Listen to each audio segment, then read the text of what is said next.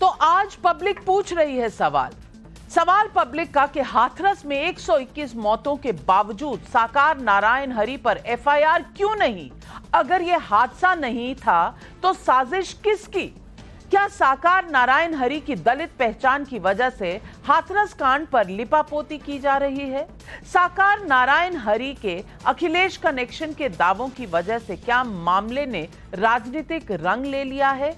यही सवाल आज पब्लिक पूछ रही है और इन सवालों के जवाब देने के लिए आज हमारे साथ जुड़ रहे हैं राकेश त्रिपाठी, प्रवक्ता हैं बीजेपी के, मनोज यादव प्रवक्ता हैं समाजवादी पार्टी के, कमलाकर त्रिपाठी जी नेता हैं कांग्रेस पार्टी के, आनंद दुबे जी प्रवक्ता हैं शिवसेना उद्धव ठाकरे गुट के, हर्षवर्धन त्रिपाठी वरिष्ठ पत्रकार भी हमारे साथ जुड़ रहे हैं। मेरा पहला सवाल मनोज यादव जी आपसे है। मैं पूछना चाहती हूं, हुआ तो हुआ, रामगोपाल जी को बस इतना ही लगा कि हादसा है, हो गया, होता तो रहता है। ये तो वही सैम पिट्रोडा वाली बात हुई, 1984 के दंगे, हुआ तो हुआ, 121 लोग ही तो मरे हैं, क्यों सवाल पूछ रहे हो? और दूसरी तरफ अखिलेश जी कॉन्स्पिरेसी किसकी बता रहे हैं? पत्रकारों की, क्योंकि वो सवाल पूछ रहे हैं। जिससे सवाल पूछो वो कहता है पत्रकार कॉन्स्पिरेसी कर रहा है। बीजेपी से पूछो तो बोलते हैं इकोसिस्टम उधर का, दूसरी तरफ से पूछो तो इकोसिस्टम इधर का। पत्रकार सवाल भी ना पूछे 121 जाने के बाद। नाविका जी, हुआ तो हुआ, ये योगी आदित्यनाथ से जिम्मेदारी से पूछा जाए। हम विपक्ष में हैं। हादसा और साजिश अगर विपक्ष से पूछा जाएगा तो विपक्ष उसको एज इट इज बताने की कोशिश करेगा। हम कोई कंट्रोवर्शियल चीज नहीं कहना चाहेंगे। हम ये कह दें साजिश है तब भी सरकार फेल है, हादसा है तब भी सरकार फेल है। आदरणीय प्रोफेसर साहब ने जो जवाब दिया, पत्रकार जिस तरह पूछा उस तरह जवाब, जी भी वही जवाब दे रहे हैं जिस तरह पत्रकार सवाल पूछा। और ये योगी आदित्यनाथ की पत्रकारों से कोई बाइट क्यों नहीं आपने चलाई? योगी आदित्यनाथ कह देंगे उनका फोटो किसके साथ? बस योगी आदित्यनाथ बाल रूप में बच जाएंगे, बड़े नाबालिग से हो जाएंगे। क्या मुख्यमंत्री तो बड़े भोले हैं, मुख्यमंत्री को तो कुछ मालूम ही नहीं, बस बता दिया अखिलेश यादव जी के साथ फोटो है तो बस वही दोषी हो गए। कौन से देश में जी रहे हो भाई योगी आदित्यनाथ जी? देश को गुमराह मत करिए। नहीं, अभी तो ऊपर वाले ठीक हुए, ज्यादा गुमराह करेंगे तो समय से पहले आप ठीक हो जाएंगे।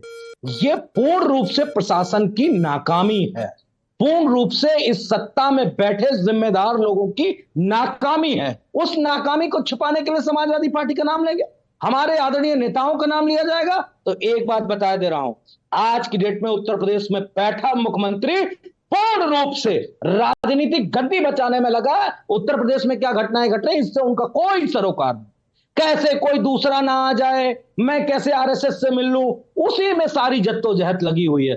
दोबारा मुख्यमंत्री जी समाजवादी पार्टी का नाम मत लीजिएगा। ये बता दीजिए ना फिर, आपके नेता क्यों कह रहे हैं हादसा था, हादसा हुआ? नाम लेने से घबराते हैं क्या? क्योंकि पत्रकार तो पूछ रहे हैं बाबा जी पर कोई एक्शन होना चाहिए, लेकिन आप नहीं पूछ रहे। तो राकेश त्रिपाठी जी, मैं पूछना चाहती हूं, उधर मनोज यादव जी की पार्टी जो है वो बच रही है, इधर आप बच रहे हैं। 121 परिवारों का गुनाहगार कौन है? आज जनता को बता दीजिए, किसी की जवाबदेही है कि नहीं? क्योंकि एक डीएम, एक एसएसपी, कोई एक्शन नहीं है किसी पर। 6 लोग गिरफ्तार हुए हैं, लेकिन वो 6 सेवादार वो एक्स्ट्रा वाले सेवादार हैं। जो मेन सेवादार है उसका भी आता पता नहीं, बाबा जी का तो कोई नाम ही नहीं ले रहा। क्या चल रहा है? लेकिन नाविका, एक बात मैं स्पष्ट कर दूं कि ना हम बच रहे हैं, ना हम किसी को बचा रहे हैं और किसी को बचाने भी नहीं देंगे। जो दोषी हैं उनके खिलाफ ठोस और कठोर कार्रवाई होते हुए आपको दिखाई पड़ेगी। इस पूरे मामले में जो एसआईटी गठित की गई है, एडीजी जोन, वो इस पूरे क्रिमिनल मामले की जानकारी कर रही है। इस मामले में जो एक एफआईआर दर्ज हुई है उसकी विवेचना सीओ हाथरस कर रहे हैं। क्रिमिनल मामले की जो अब तक एफआईआर दर्ज हुई है उसमें जिनके भी नाम निकल करके सामने आएंगे विवेचना में, उनके खिलाफ भी कठोरता से कार्रवाई होगी। और जो एक जुडिशियल इंक्वायरी हो रही है इस जुडिशियल इंक्वायरी में उन अधिकारियों की जवाबदेही भी तय होगी जिन अधिकारियों की जवाबदेही थी कि इस तरह के जमावड़े पर क्या क्या वहां पर आपको एक्शन लेने थे और क्या क्या एक्शन नहीं लिए गए हैं। इन सारी बातों की जवाबदेही भी इस जुडिशियल इंक्वायरी के माध्यम से निकल करके सामने आएगी। हम किसी को बचने या बचाने का कोई अवसर नहीं लेने देंगे, लेकिन जिस तरह की राजनीतिक बयानबाजियां की जा रही है, जिस तरह की सतही बातें कही जा रही है, मुझे याद आ रहा है कि किस तरह से रेप करने वाले लड़कों के संदर्भ में मुलायम सिंह यादव जी ने पहले भी कहा था, लड़के हैं, लड़कों से गलतियां हो जाती हैं। याद करके देखिए कि निठारी नरसंहार के मामले में जब नरकंकाल बड़ी संख्या में मिले थे, तब शिवपाल सिंह यादव ने कहा था कि ऐसी छोटी मोटी गलतियां, घटनाएं तो होती रहती हैं, और आज फिर रामगोपाल यादव जी कह रहे हैं कि ऐसे हादसे होते रहते हैं। समाजवादी पार्टी का पूरा कुनबा पूरी तरीके से इस पूरी घटना पर पर्दा डालने के लिए लगा है, लेकिन विश्वास मानिए, आपके दर्शकों को मैं इस बात के लिए आश्वस्त कर रहा हूं। मैं विश्वास तो तब मानूं राकेश त्रिपाठी जी अगर 50 घंटों में कोई एक्शन हुआ हो। आप कह रहे हैं जुडिशियल इंक्वायरी बिठानी पड़ेगी, फिर वो 2 हफ्ते 2 महीने बाद रिपोर्ट देगी, तब आप डिसाइड करेंगे कि प्रशासन में कहां किससे गलती हुई, क्या हुई। ये तो जनता देख रही है कि 80,000 की परमिशन देके 2.5 लाख लोग अगर वहां आ गए तो किसकी गलती हो सकती है। लोकल इंटेलिजेंस यूनिट ने कोई आपको बताया नहीं कितने लोग आ रहे हैं, वहां डीएम, वहां पे जो पुलिस थे, किसी को कुछ पता नहीं है। आपको नहीं पता चल रहा कि क्या हुआ। कमलाकर त्रिपाठी जी, क्या इस मामले में एक्शन लेने में 50 घंटे लगते हैं? 50 घंटों तक कुछ भी नहीं, प्रशासन का फेलियर है ये सब कह रहे हैं, लेकिन प्रशासन पर कोई एक्शन नहीं लेगा, क्योंकि वो जब कमेटी बनेगी, कमेटी की रिपोर्ट आएगी, जब तक आंसू सूख चुके होंगे उन 121 परिवारों के, जनता का ध्यान कहीं और चला गया होगा, लोग भूल जाएंगे। बस इसी का इंतजार हो रहा है। सही कहा आपने नाविका जी। एक पुरानी कहावत है अंग्रेजी की, if you want to stall anything in this world get a committee working on it. जो प्रत्यक्षतः जो चीजें दिख रही हैं, जहां प्रशासनिक फेल्योर दिख रहा है, इस पूरी घटना के 2 एस्पेक्ट हैं नाविका जी, एक प्रशासनिक फेल्योर और एक पॉलिटिकल एस्पेक्ट। जो प्रशासनिक फेल्योर है वो क्लियरली विजिबल है। आपकी एलआईयू क्या कर रही थी, इनके एलआईयू वाले बोलते हैं कि उनसे पूछा गया तो वो उन्होंने कम बताया था। अरे भाई, लोकल इंटेलिजेंस का मतलब यह नहीं होता कि आप उनसे पूछते हैं, उनसे पूछने का काम तो लोकल थाना कर सकता है। लोकल इंटेलिजेंस का काम यह होता है कि वो ये बताए कि कितना एक्सपेक्टेशन है किसी भी गैदरिंग में, इसके पहले किस तरह की गैदरिंग हुई थी। दूसरी चीज, इस तरह के बाबाओं की ये पहली घटना नहीं है। राम रहीम से लेकर के, आसाराम बापू से लेकर के, रामदेव, वो जो रामपाल था हरियाणा वाला, ये एक लंबी फेहरिस्त है। और इनका जो पॉलिटिकल कनेक्शंस हैं, ये एक बड़ा महत्वपूर्ण भूमिका अदा करते हैं। इनका जो मन बढ़ता है, जैसे ये सेल्फ प्रोक्लेम्ड गॉड्स जो होते हैं, ये अपने साथ साथ जो है वो बाउंसर्स लेकर के चल रहे हैं। अगर आपने ध्यान दिया होगा तो वो जो इनिशियल गड़बड़ियां हुई, वो बाउंसर्स ने वहां जो छोटी मोटी पुलिस तैनात थी उसको भी वहां से हटा दिया था, और लोगों को वहां आने से रोक रहे थे और उनको धक्का दे रहे थे, उनको कुचल रहे थे। उसके बाद ये भगदड़ शुरू हुई जो प्रत्यक्ष दर्शन सामने आया। तो ये जो सेल्फ प्रोक्लेम गॉड्स हैं, ये अपने आप को गॉड ही समझ करके और अपने इर्द गिर्द जो घेरा बनाते हैं, और उसमें अब ये जहां तक ये किसी की फोटो किसी के साथ आने की बात है, तो ये आसाराम बापू जी के साथ तो जो है वो माननीय प्रधानमंत्री मोदी जी की भी फोटो है, लाल कृष्ण आडवाणी जी की भी फोटो है। इंपॉर्टेंट चीज ये है, देखिए होता क्या है, राम रहीम को सजा होने के बावजूद पॉलिटिकल रीजन से पिछले 2 सालों में, पिछले हरियाणा के तो मैं समझ रही हूँ, इसीलिए सवाल पूछ रही हूँ कि आप क्यों चुप है, समाजवादी पार्टी क्यों चुप है, क्यों बाबा का नाम कोई नहीं ले रहा। आप दूसरों के ऊपर राम रहीम कह दें, आसाराम बापू कह दें, मैं सब मानती हूँ, लेकिन यहाँ भी बाबा का नाम कोई नहीं ले रहा। आप भी नहीं ले रहे, समाजवादी पार्टी भी नहीं ले रही। भारतीय जनता पार्टी ने ये सेल्फ प्रोक्लेम्ड गॉडमैन्स को बढ़ावा दिया है। ये सेल्फ प्रोक्लेम्ड गॉडमैन्स को, जिस तरह के अभी एक बाबा नए लॉन्च हो गए हैं भारतीय जनता पार्टी की तरफ से, बागेश्वर धाम, और वो किस तरह की चीप बातें करते हैं कि हम तो मंगलसूत्र देख करके पता लगा लेते हैं कि प्लॉट खाली है या नहीं है, इस तरह की चीप बात करने वाले को भी जब भारतीय जनता पार्टी जैसा दल एंडोर्स करता है तो उसका परिणाम इसी तरह से निकलता है। कमलाकर त्रिपाठी जी, मैं आपको रोकूंगी, ब्रेक लगाइए। आप कह रहे हैं भाजपा उनको एनकरेज करती है। आप कमलनाथ को जानते होंगे मध्य प्रदेश में सारे इस तरह के सारे नहीं तो कमलनाथ भाजपा में तो नहीं है, पिछले कुछ कमलनाथ भाजपा में तो नहीं है। और यही मुद्दा है जो मैं हर्षवर्धन त्रिपाठी जी से पूछना चाहती हूँ। हर्षवर्धन त्रिपाठी जी, मैं कोई गॉडमैन है, लोगों के उसमें फेथ है नहीं है, मैं इस पर नहीं जाना चाहती। मैं सिर्फ एक सवाल खड़ा कर रही हूं कि 121 जाने गई हैं। या तो हमें बताया जा रहा है कि कॉन्स्पिरेसी है, या कोई कह रहा है कि हादसा है, हुआ तो हुआ, और या हमें यह कहा जा रहा है कि भाई साजिश हुई और अभी एक्शन जुडिशियल कमिटी के बाद होगा। एफआईआर में जिस सेवादार का नाम है वो अभी तक फरार है, 6 और लोग गिरफ्तार हुए हैं, बाबा के नाम का एफआईआर भी नहीं है और लोकल एडमिनिस्ट्रेशन को कुछ पता नहीं था। मैं पूछना चाहती हूं कि ये 121 परिवारों में जो आज चूल्हे बंद हैं, जहां दिए बुझ गए हैं, उनको जवाब कौन देगा? किसी की मां छिन गई, किसी का बच्चा, कौन जवाब देगा उनको? कोई सोच भी रहा है इन परिवारों में आज क्या स्थिति होगी? सब अपना हचका बचाने में आगे पीछे काम कर रहे हैं। अब क्या, ये बड़ा दुर्भाग्यपूर्ण है, दुखद है, और जवाब तो योगी आदित्यनाथ जी की सरकार को देना पड़ेगा। इसके अलावा और कोई इसके लिए जवाबदेह नहीं, किसी और से जवाबदेही मांगनी भी नहीं चाहिए। ये सीधे सीधे मसला है कि राज्य सरकार अब क्या कर रही, जिला प्रशासन के उन अधिकारियों की कोई जवाबदेही तय की गई क्या? अभी तक तो नहीं नजर आ रही। सूरजपाल वो जो फ्रॉड बाबा है, और मैं निवेदन करूंगा कि कम से कम उसको भोले बाबा या नारायण साकार हरि न कहें, वो फ्रॉड है और उस फ्रॉड के ऊपर यौन शोषण के आरोप लगे। मतलब मुझे तो जानकारी नहीं थी, पहली बार मैंने इस व्यक्ति का नाम सुना, लेकिन जब मैंने देखा कि यौन शोषण का आरोप लगा, पुलिस का आदमी था, जेल में गया, जेल में जाके उसको दिव्य ज्ञान प्राप्त हो गया कि और कोई रास्ता है नहीं, नेता लोग चरणों में तभी आएंगे जब इधर बैठ जाएंगे। और ऐसे अवसरों पर वॉट अबाउटरी से बचना चाहिए। अगर कोई घटना हुई है तो सीधे उसी पर बात करनी चाहिए। ये हो गया, वो हो गया, देश में पूरा कोई हत्या हो जाए, कहे हत्याएं होती रहती हैं, बलात्कार होते रहते हैं, यहां ये इस तरह से काम नहीं चलता, और नेताओं को तो विशेष करके इससे बचना चाहिए। योगी आदित्यनाथ की सरकार से सवाल होना चाहिए कि अभी तक इस सूरजपाल का नाम इसमें क्यों नहीं? सेवादारों भर से काम चलेगा।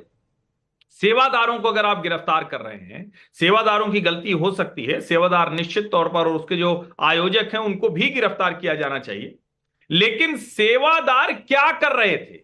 सेवादार उस पाखंडी के आदेश का सिर्फ पालन कर रहे थे। जिला प्रशासन क्या कर रहा था? अगर वहां इतनी बड़े जमावड़े की तैयारी थी, इतने बड़े जमावड़े के लिए 15 दिन से सब कुछ चल रहा था, आसपास के गांवों से, आसपास के कस्बे से लोग वहां इकट्ठा हो रहे थे, तो जिला प्रशासन क्या कर रहा था? वो सो रहा था क्या? तो सीधे सीधे इसमें सरकार की जवाबदेही है। और इसमें जो ज्यादा शर्मनाक है, जिसके बाद सचमुच शर्म से सर झुक जाता है, कि पता नहीं इसमें भी कैसे कोई बात कर सकता है कि इस जाति का है या उस जाति का है। 121 लोग जो मरे, उनकी जाति पूछ पूछ कर न्याय दिया जाएगा क्या? और इस देश की राजनीति में इतना घटियापन आ गया है, इतना स्तरहीन लोग हो गए, इसमें भी जाति करने लगे। और जो रामगोपाल यादव जी का बयान है, ये कतई किसी ढंग के नेता का बयान नहीं हो सकता, ये हो ही नहीं सकता। आप कह सकते थे कि ठीक, और मुझे आश्चर्य हो रहा है, हर बात पर आक्रामक रहने वाली समाजवादी पार्टी क्यों शांत है, क्यों वो चुप है? उसे तो प्रदर्शन करना चाहिए था कि सूरजपाल अभी तक भगोड़ा क्यों है, उसकी गिरफ्तारी ये सरकार क्यों नहीं कर पा रही? पुलिस प्रशासन कहां है, क्या कर रहा है? मुंह से शब्द नहीं निकल रहा, मुंह से शब्द नहीं निकल रहा, उल्टा बरस रहे हैं तो पत्रकारों पर। मनोज यादव काउंटर करना चाहते हैं। मनोज यादव जी, आनंद दुबे जी, आती हूं आप। नाविका जी, मैं बड़ा हतप्रभ इसलिए हूं कि इसको हादसा अगर हम न कहें, साजिश कहें, तो सरकार को और सरकार के जो आज आईजी थे आईजी को अपनी प्रेस कॉन्फ्रेंस में क्लियर करना चाहिए। आतंकी साजिश है, धर्म विरोधी साजिश है, सरकार के खिलाफ साजिश है, अब तक कुछ कर क्यों नहीं पाए भाई? क्यों नहीं बोल रहे हैं? और फिर अगर प्रोफेसर साहब ने कोई बयान दिया हादसा तो होता है, तो क्या कहा जाए? हादसे होने के लिए क्या कहा जाए? हादसा नहीं होता है, हादसा ही तो सरकार की नाकामी की वजह से हादसा हुआ ना। सरकार को तो आप कटघरे में खड़ा कर रहे हैं, अच्छा कर रहे हैं। सूरजपाल का नाम क्यों नहीं ले रही? मैं इस बात से हैरान हूं कि सूरजपाल का नाम क्यों नहीं ले रहे। आज सूरजपाल का नाम ले, आप जिसका कहिए उसका नाम ले। हमारी जिम्मेदारी जनता की उत्तर प्रदेश में बैठे नाकारे निकम्मे मुख्यमंत्री पर सवाल किया जाए, जिनके जिम्मे था कि वो कॉन्स्पिरेटर कहते हैं, आज उनकी इजाजत मांग रहे हैं कि किसका नाम हम आपसे दिलवाना चाहते हैं। वाह भैया, वाह भैया। आज मनोज यादव जी एकदम कृतज्ञ हो गई मैं। अब तक तो हमें कह रहे थे। मैं आपको कृतज्ञता के लिए नहीं कह रहा हूं, मैं आपसे सिर्फ इतना कह रहा हूं, आप बताइए सूरजपाल का नाम मैं किस आधार पे लूं? साजिश करके सूरजपाल ने भगदड़ मचवाई तो मैं नाम लेने को तैयार हूं। सरकार तो प्रेस कॉन्फ्रेंस में बताया ना, हर्षवर्धन त्रिपाठी, सरकार का हर्षवर्धन त्रिपाठी जी, आप समझा दीजिए। मनोज यादव जी को अभी समझ नहीं आया किस बेसिस पर सूरजपाल का नाम लेना। हम समझा दीजिए। नहीं, आप समझा दीजिए। मनोज जी 30 सेकंड सिर्फ। देखिए, राजनीतिक मुद्दों पर हम जब बहस कर रहे होते हैं तो आप किसी और अंदाज में होते हैं, कुछ बात कर रहे होते हैं, कुछ आपको लगता है कि नहीं ये कही हुई बात ठीक नहीं, उस पर आप अपने अंदाज में लाठी चलाते हैं। आज आपको ये पूछने की जरूरत पड़ी, बताने की जरूरत पड़ी कि सूरजपाल का नाम क्यों लेंगे। बिल्कुल सरकार को जवाबदेह ठहराइए, लेकिन सरकार को जवाबदेह ठहराएंगे तो क्या कहेंगे आप? कुछ कहने के लिए आपके पास है या उसके लिए शब्द हमसे आपको उधार लेना है? कम से कम हमारे पास शब्द तो आप लोग राजनीति बंद कर दीजिए। आईजी ने प्रेस कॉन्फ्रेंस सवाल है मनोज जी त्रिपाठी जी मनोज जी ये मत लीजिए, लोग आपको देख रहे हैं, सुनते हैं, ही उनको एक्यूज बनाया। मैं कह रहा हूं ना, सरकार मैं कह रहा हूं कि आपको पूछना चाहिए सरकार ने क्यों एक्यूज नहीं बनाया? क्यों एक्यूज नहीं बनाया गया? सरकार ने क्यों एफआईआर नहीं की उनके खिलाफ? अरे तो पूछिए ना, मैं सरकार से ये पूछा क्यों नहीं की एफआईआर? सरकार को शर्म आ रही है? पूछिए ना। मनोज यादव जी, मनोज यादव जी, शायद आपने सुना नहीं राम गोपाल जी ने क्या कहा। राम गोपाल जी ने क्या कहा, मैं पहले आपको दोबारा सुनवा देती हूं, आपको पता चल जाए। मैंने सुना है, अच्छे से सुना है। नहीं, आप सरकार को सुनवाइए कि योगी आदित्यनाथ ये क्यों कह रहे हैं। आनंद दुबे जी, राम गोपाल जी क्या कह रहे हैं सुनिए पहले। हर्षवर्धन जी प्लीज सुन लीजिए, मैं आपके पास आती हूं, सुनिए। देखिए, हादसा तो हादसा ही होते हैं। सबरीमाला का हो गया, हर जगह होता रहता है। जब कई बार ऐसी स्थिति बन जाती है, ज़्यादा भीड़ हो गई, आस्था इतनी थी भोले बाबा से लोगों को, इतने बड़े पैमाने पर भीड़ हो गई, और जब वो चले और पीछे लोग चले जैसा कहा जा रहा है, हालांकि अब तो ये जांच का बिंदु है, जांच चल रही, तो उसमें एक हादसा हो गया। गवर्नमेंट इसकी जांच कर रही है, जांच करने के बाद सारी स्थिति सामने आएगी। लेकिन हादसा है, ये कोई डिजाइन या किसी के द्वारा साजिश का रास्ता नहीं, जैसा कुछ लोग कहने लगे। आनंद दुबे जी, सुना आपने? सबरीमाला में भी हुआ था, यहाँ भी हो गया। हादसा होता है। भोले बाबा की मान्यता बहुत थी। भोले बाबा के यहाँ लोग आते हैं, ज्यादा आ गए, हो गया, 121 लोग मर गए, कोई बात नहीं, राजनीति तो चलती रहेगी, क्या फर्क पड़ता है, जांच होगी। मनोज यादव जी आऊंगी। आनंद दुबे जी, अटपटा नहीं लगा? 121 लोगों की जानें चली गईं और समाजवादी पार्टी के महासचिव को जरा सी भी चुभन, जरा सी भी शिकन नहीं है माथे पर कि उन 121 परिवारों का क्या हाल होगा?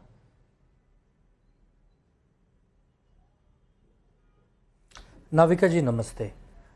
सबसे पहले तो 121 लोगों ने जो अपनी जान गंवाई है, जिनकी मौत हुई है, उनके परिवारजनों के प्रति, उनके प्रति हम अपनी संवेदना प्रकट करते हैं।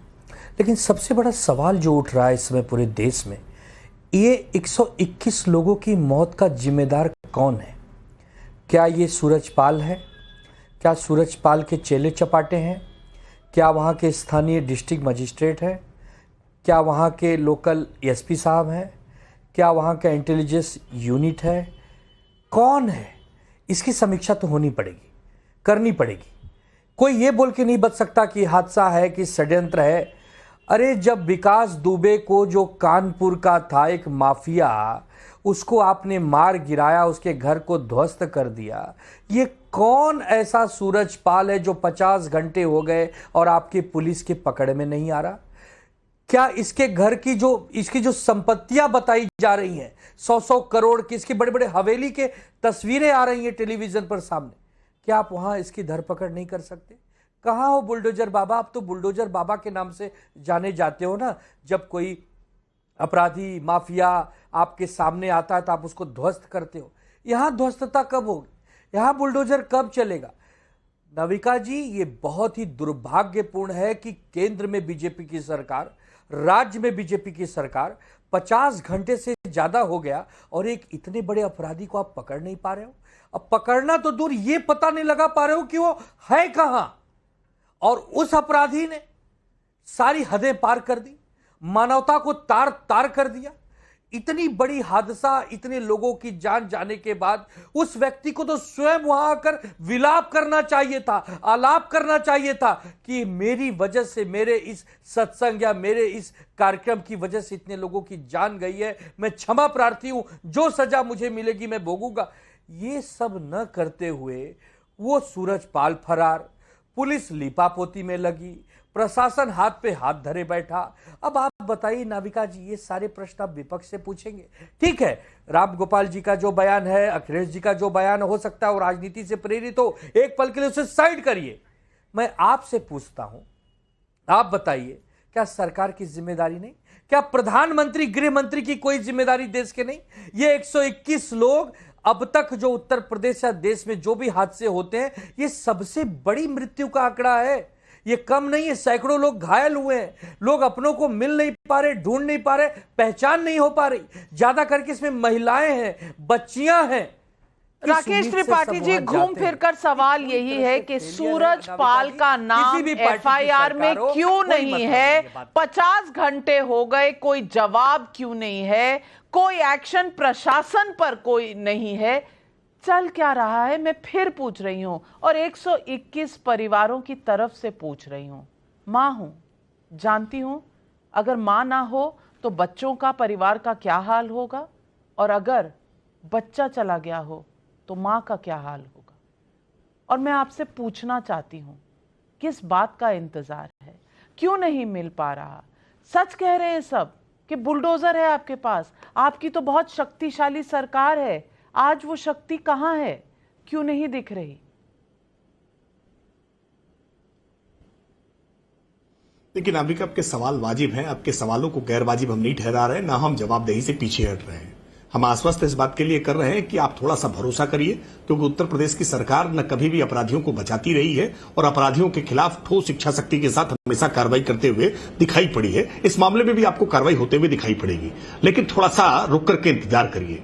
न्यायिक जो जांच कमेटी बनी है, जो न्यायिक जांच कर रही है, उस न्यायिक जांच की रिपोर्ट आने दीजिए, एसआईटी की जांच की रिपोर्ट आने दीजिए। निश्चित तौर पर कार्रवाई होगी, कोई बचने वाला नहीं है, कितना भी रसूखदार हो। प्रथम सूचना रिपोर्ट में नाम आज तक तो बुलडोजर रुका नहीं कहीं, आज कहां है? आज जनता पूछ रही है, पब्लिक का सवाल है ये कि आपका बुलडोजर तो समझने से पहले चल जाता है कि मुद्दा क्या है। आज मुद्दा पता है, 121 जानें चली गई हैं, 50 घंटे हो गए हैं, बुलडोजर कहां चले गए?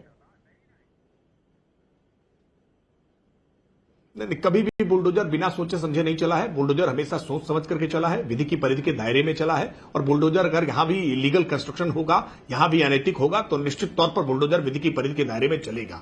बुलडोजर की कार्रवाई से वो बचने वाले नहीं है जिन लोगों ने इस तरह की घटना को अकारित होने के लिए छोड़ा है। निश्चित तौर पर अगर इसमें हादसा है तो भी हादसे की जवाबदेही तय होगी कि यह हादसा क्यों होने पाया, और अगर यह षड्यंत्र है तो षड्यंत्र करने वाले लोग कौन हैं, इसके आयोजक और प्रायोजक बचने वाला कोई नहीं है। लेकिन मैं ये पूछना चाहती हूँ, मनोज यादव जी पहले जवाब। मनोज यादव जी, नाविका जी, एक सबसे महत्वपूर्ण बात यह है कि इस सरकार से मैं सिर्फ इतना पूछना चाहता हूं कि वही एसपी, वही डीएम, वही एसडीएम, और न्यायिक जांच होगी, और वो डीएम साहब भी हैं, वो एसपी साहब भी हैं, तो वो कौन सा फेरबदल नहीं कर सकते हैं जहां वो फंस रहे होंगे। एक बात, हादसा तो आपके भी साथ हुआ था, 24 घंटे के अंदर दरोगा को सस्पेंड करा दिया आपने, तब तो वहां पे नहीं जांच कराई। कि बेचारे उस दरोगा की क्या गलती थी। आपने भी पत्र लिख दिया, सिर्फ फुटरे उतरा था आपका। व्यक्तिगत चीजों को ना लाया जाए। व्यक्तिगत नहीं, बिल्कुल सही कहा जाएगा। नहीं, व्यक्तिगत चीजों पर अगर आप जा रहे हैं तो रामगोपाल जी का भी जवाब दे दीजिए। सारे डीएम को बचाया जा रहा है, एसपी को बचाया जा रहा है, पुलिस प्रशासन को बचाया जा रहा है। क्यों? क्योंकि बड़ा मोटा पैसे के ट्रांसफर पोस्टिंग मिलती है। ये समाजवादी पार्टी की सरकार नहीं, मनोज यादव परेशान मत हो, ये समाजवादी पार्टी की सरकार नहीं है। अगर सरकार समाजवादी पार्टी की होती तो अब तक जो ब्रह्मांड में सदा ही जय जयकार के नारे अखिलेश यादव लेकर घूम रहे थे ना, अब तक तो ये चरणों में लौट रहे होते, अब तक बचा रहे होते। आप विश्वास मानिए, योगी आदित्यनाथ जी की सरकार है, ये ब्रह्मांड में सदा ही जय जयकार के नारे लगाने वाली सरकार नहीं है। आप बचाने का काम करते थे, कैसे रामवृक्ष यादव को पथुआ की जवाहर बाग में, ये उत्तर प्रदेश में देखा है। आपके काले शिक्षा मत खुलवाओ, आपके कार्यकाल में किस प्रकार की घटनाएं हुई है, कैसे कैसे सरकार के द्वारा संरक्षण किया गया है, अपराधियों को बचाया गया है। एक एक करके सारी बात बोलने लगूंगा भी, इसलिए परेशान मत झेल सकते हो। ये उत्तर प्रदेश की जनता नहीं झेल पाएगी।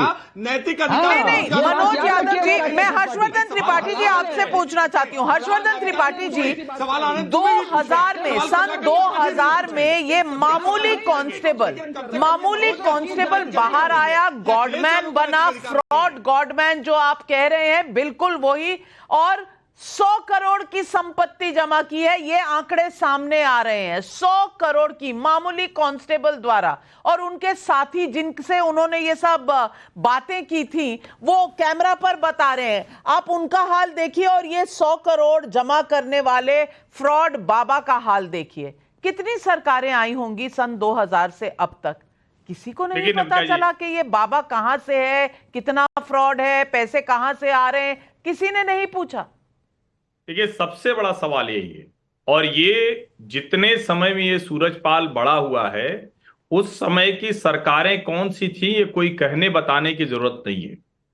अखिलेश यादव का वो वीडियो आया, मैं बार बार कहता हूं, किसी नेता की बताइएगा, किसी के साथ ये ज्ञान कम बताइएगा, कोई तस्वीर, किसकी सरकार। मनोज यादव बीच में नहीं बोलते, बहुत बदतमीजी करते हैं, आपकी आदत बड़ी खराब, अभद्रता करते हैं आप सही से आपके पास कोई तर्क तथ्य नहीं है। मनोज यादव जी आपने बोला, वो बीच में नहीं बोले, अब वो बोल रहे हैं, थोड़ा सा धैर्य रखिए, थोड़ा सा धैर्य रखिए, थोड़ा सा धैर्य रखिए, फिर मैं आपको काउंटर का समय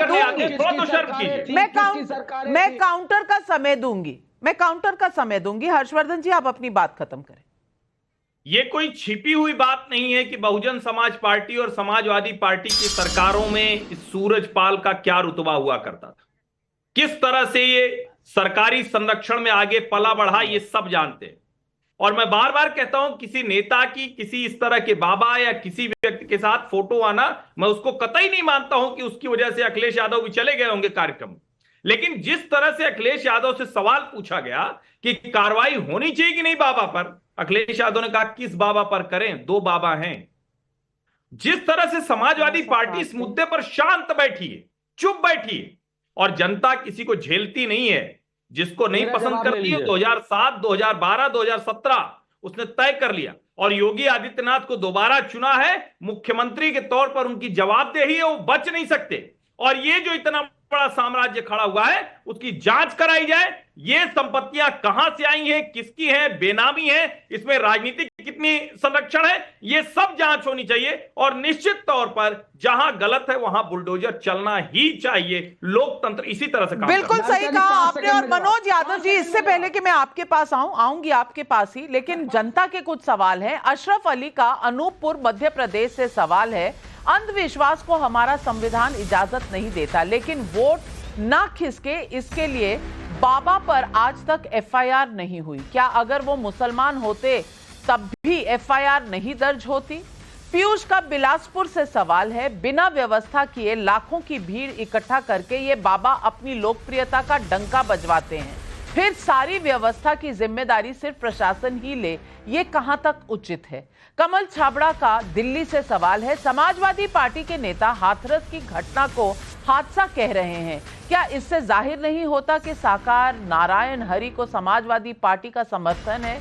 अरविंद गुप्ता का ग्वालियर मध्य प्रदेश से सवाल है, साकार नारायण हरि के खिलाफ कोई विरोध करने की हिम्मत क्यों नहीं जुटा पा रहा? क्या सरकार से लेकर सभी को SC/ST एक्ट का डर लग रहा है? और संजय मिश्रा का भदोही उत्तर प्रदेश से सवाल है, ये वही सपा है ना जिसके नेता स्वामी प्रसाद मौर्य रामचरितमानस पर कैसी कैसी टिप्पणी कर रहे थे और नारायण हरि पर जहां बोलना बनता है वहां चुप हैं। कहीं नारायण हरि की जाति इसका कारण तो नहीं? मनोज यादव जी, जनता के भी सवाल है और आपका काउंटर का भी समय। मैं जनता को धन्यवाद देता हूं, कम से कम समाजवादी पार्टी से इतने सवाल पूछ रहे हो, इसके लिए आपका बहुत आभार। हम जवाब देंगे। अभी एक मेरेकल हुआ आपके चैनल पे, आपने ध्यान नहीं दिया।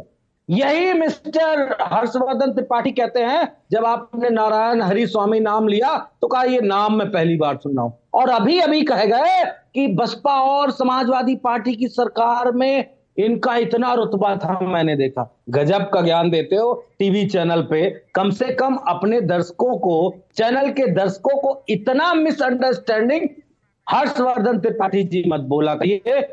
और मेरे सामने तो बिल्कुल नहीं, मैं आपको एक पॉइंट करता हूं और आप हमेशा इसी तरह मिसबिहेव करते हैं जनता के साथ, और मिस कम्युनिकेशन करते हैं जनता के साथ। दूसरी बात, हम किसी भी व्यक्ति का समर्थन नहीं करते जो अपराधी है, बिल्कुल स्पष्ट जान लीजिए। अगर सरकार जिसको दोषी समझती है इस घटनाक्रम के जिसमें 121 लोगों की मौतें हुई हैं, उनको सजा मिलनी चाहिए।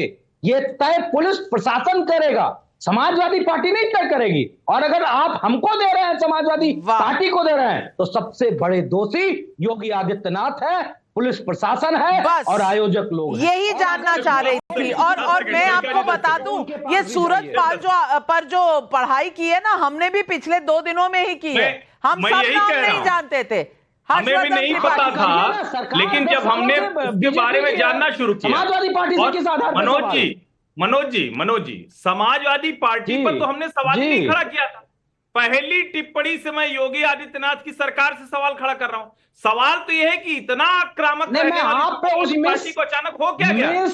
लाइन जो बोली आपने, जो जनता को गुमराह करने की कोशिश की, उस पे मेरा जान जाने के बाद आपका कि अभी तक आप उस बाबा को आप जानते नहीं थे। किसको बचाना चाह रहे हैं? कह रहे हैं कि ये सपा और बसपा की सरकार में इसका बहुत रुतबा था। ये जो ज्ञान मत देना भाई, नहीं, मैं बिल्कुल कह रहा हूं। ये मुद्दा ज्ञान का नहीं है, ये मुद्दा बिल्कुल ज्ञान का नहीं है मनोज यादव जी। और मैं इस लफ्ज से, इस शब्द से मैं प्रोटेस्ट अपना लॉन्च कर रही हूं। ये ज्ञान का मुद्दा नहीं है, ये 121 जाने जो गई हैं उनके लिए जवाबदेही का मुद्दा है।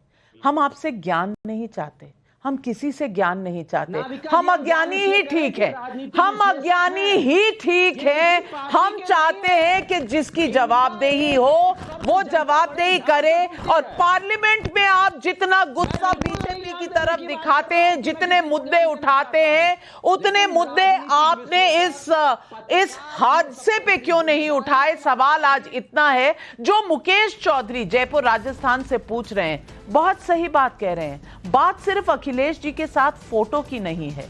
अभी ही आपके चैनल पर ही सुना कि बाबा की भतीजी इंडिया गठबंधन की संविधान खत्म करने वाली बात कह रही थी। क्या ये किसी साजिश की तरफ इशारा नहीं करता? ये पब्लिक का सवाल है। अब पब्लिक सवाल तो पूछेगी। 121 जाने गई हैं तो सवाल जायज भी है। जवाब कब मिलेगा इसका इंतजार है। योगी आदित्यनाथ सरकार से भी हमें जवाब चाहिए और राजनीति जो करते हैं विपक्ष से उनसे भी। इस मुद्दे पर इतने खामोश क्यों हैं? हमारे से शब्दों और सवालों का उधार क्यों? आज बस इतना ही। लेती हूं आपसे इजाजत और तमाम पैनलिस्ट का धन्यवाद करती हूं। नमस्कार।